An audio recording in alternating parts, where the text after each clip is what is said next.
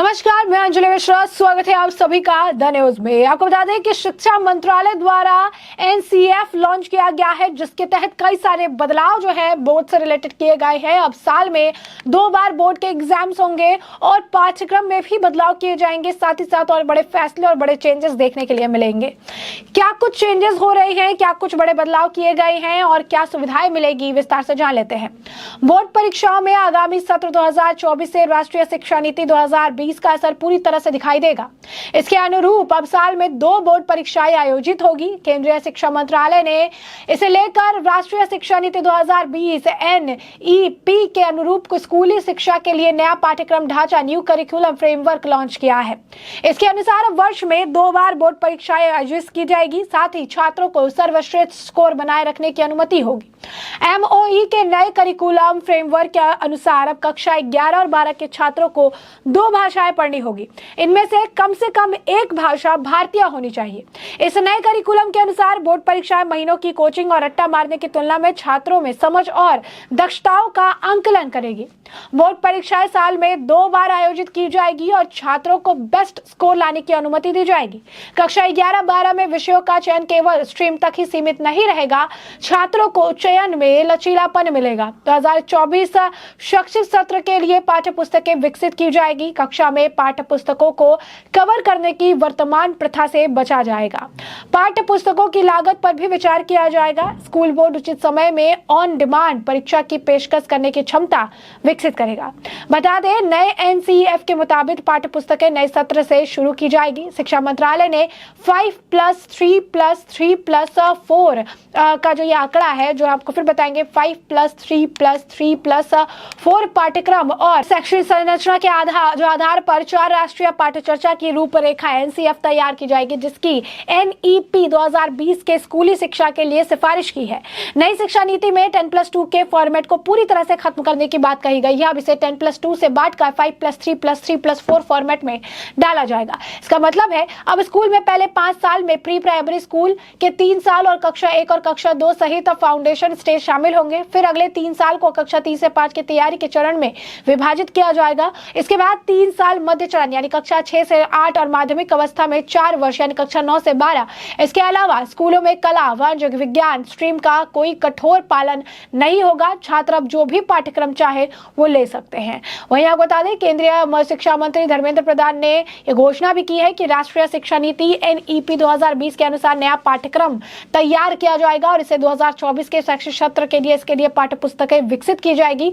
वहीं बोर्ड परीक्षाएं साल में 2 बार आयोजित की जाएगी। धर्मेंद्र प्रधान के इस बयान के बाद माना जा रहा है कि जल्द ही संबंधित बोर्ड्स की तरफ से साल में 2 बार परीक्षाओं को आयोजित कराने के लिए निर्देश जारी किए जाएंगे। यही नहीं, आपको बता दें कि इसीलिए ये लिया जा रहा है फैसला। क्यों आखिर ये फैसला लिया जा रहा है? क्योंकि एनसीएफ के मुताबिक बोर्ड परीक्षा साल में 2 बार आयोजित की जाएगी और छात्रों को सर्वश्रेष्ठ स्कोर बनाने रहने की अनुमति दी जाएगी।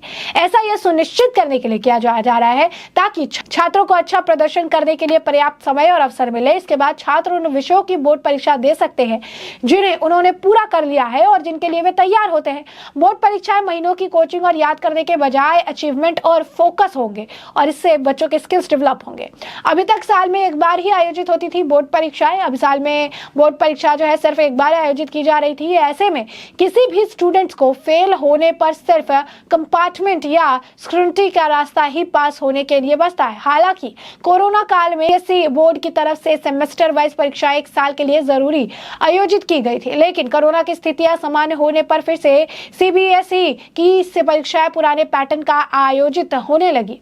ऐसे में आपको बता दें कि राष्ट्रीय पाठ्यचर्या फ्रेमवर्क ओवरसाइज और राष्ट्रीय पाठ्यक्रम और शिक्षण सामग्री सीमित यानी एनएसटीसी की संयुक्त कार्यशाला में बोलते हुए केंद्रीय मंत्री धर्मेंद्र प्रधान ने यह कहा था कि 2 समितियां यानी राष्ट्रीय पाठ्यक्रम फ्रेमवर्क ओवरसाइट और एनएसटीसी कक्षा 3 से 12 तक के लिए भविष्य के शिक्षण और सीखने की सामग्री विकसित करेगा। क्या कुछ कह रहे थे इस दौरान, वो जरा सुनिए। देश में नई राष्ट्रीय शिक्षा नीति की कैरिकुलम जो हमारी स्टीयरिंग कमेटी था कस्तूरी रंगन जी के नेतृत्व में उन्होंने बना लिया है। इन्होंने उसको सरकार को दिया था, सरकार ने आज उसको एनसीईआरटी को दिया। एनसीईआरटी उसको इन दिनों में 2 कमेटी बनाई है, नेशनल ओवरसाइट कमेटी बनाई है, national syllabus and text book committee भी बनाई है, एनएसटीसी कमेटी बनाई है। इन दोनों विद्वानों की समूह को अभी दायित्व दिया गया है, उनसे अपेक्षा रखा गया है क्लास 3 से क्लास 12 तक ये 10 साल की 21वीं सदी की आवश्यकता को ध्यान में रखते हुए भारत की मूल विचार के आधार पे, इंडिया नॉलेज सिस्टम के आधार पे एक फ्यूचरिस्टिक टीचिंग लर्निंग मटेरियल वो बनाए। आज उसकी पहला ओरिएंटेशन मीटिंग हुई। हमें पूरा विश्वास है भारत के ऊपर जो विश्व की समुदाय की अपेक्षा है, प्रधानमंत्री जी ने अमूर्त काल की सपना देश को दिखाया है। उस समय में आज की जो टेक्स्ट बुक बनेगा, आज की जो टीचिंग लर्निंग मटेरियल बनेगा, उस आवश्यकता को पूरा करेगा। देश की आवश्यकता को पूरा करने के साथ साथ ग्लोबल एक्सपेक्टेशन को हम पूरा करेंगे। हम 21वीं सदी के लिए ही पाठ्य पुस्तक बनाएं, यही सबकी प्रयास रहेगा। जिस प्रकार के अनुभवी लोगों को शिक्षा के, विज्ञान के, साहित्य के, भाषा के, उद्योगों के समूहों को इसमें से जुड़ा गया है, ये फिर आगे चल के विभिन्न प्रकार के समूहों को बना के इसको आगे बना लेगा और एक शिक्षा वर्ष के अंदर अगले शिक्षा वर्ष तक हम सभी कक्षा में नई पाठ्य पुस्तक को उपलब्ध करा पाए, उसकी एक विनम्र कोशिश भी शुरू की। जैसा कि आपने सुना, उन्होंने कस्तूरी रंगन में के मार्गदर्शन में कहा कि मार्गदर्शन में संचालन समिति की नई राष्ट्रीय शिक्षा नीति के पाठ्यक्रम तैयार किया गया है। उन्होंने सरकार को इसे सौंप भी दिया है। सरकार ने इसे एनसीईआरटी को दे दिया है और एनसीईआरटी ने 2 समितियां बनाई है, राष्ट्रीय निरीक्षण समिति और राष्ट्रीय पाठ्यक्रम और पाठ्य पुस्तक समिति। उन्होंने कहा कि हम उम्मीद करते हैं कि यह दोनों समितियां 21वीं सदी की आवश्यकताओं के अनुरूप और मौलिक भारतीय सोच पर आधारित पाठ्यक्रम तैयार करेगी और हम चाहते हैं कि वे कक्षा 3 से 12 तक के लिए भविष्य की शिक्षण और शिक्षण सामग्री तैयार करें। पहली ओरिएंटेशन बैठक का जो है आज हुई। हमें विश्वास है कि ऐसे समय में जब दुनिया भारत के बहुत उम्मीद कर रही है, जब पीएम ने देश को अमृत काल का सपना दिखाया है, ऐसे समय में नई पाठ्य पुस्तकें उन आवश्यकताओं को पूरा करेगी जिसके इस वक्त बेहद ज्यादा जरूरत है। आपको बता दें कि एनईपी की जो बात आई, जो नया जो आप कह सकते हैं कि नेशनल एजुकेशन पॉलिसी है 2020 का, उसे लागू नहीं करने वाला तीसरा राज्य कर्नाटक बन गया है। प्रधान ने इस पर कहा कि छात्रों के भविष्य के साथ खिलवाड़ हो रहा है। बता दें आपको, केरल और तमिलनाडु के बाद नई शिक्षा नीति 2020 को लागू करने से इनकार करने वाला कर्नाटक तीसरा राज्य बन चुका है। केंद्रीय शिक्षा मंत्री धर्मेंद्र प्रधान ने इसे छात्र विरोधी बताते हुए कहा कि राज्य सरकार छात्रों के भविष्य के साथ खिलवाड़ ना करे। गौरतलब है कि नई शिक्षा नीति 2020 की घोषणा के वक्त कर्नाटक इसे लागू करने वाला पहला राज्य था। तब वहां भाजपा की सरकार थी। देश की शिक्षा में 34 सालों बाद बदलाव लाने वाली राष्ट्रीय शिक्षा नीति 2020 एनईपी कर्नाटक में राजनीति की भेंट चढ़ गई है। कर्नाटक में कांग्रेस की सरकार बनने के बाद एनईपी को समाप्त करने का ऐलान किया गया था और प्रधान ने इसे लेकर अपना बयान दिया। उन्होंने क्या कुछ कहा, जरा सुनिए। They will scrap national education policy. I want to tell my dear friend Shiv Kumar ji, your facts are wrong. Your statement is mischievous. Your statement is regressive. It's not looking towards future.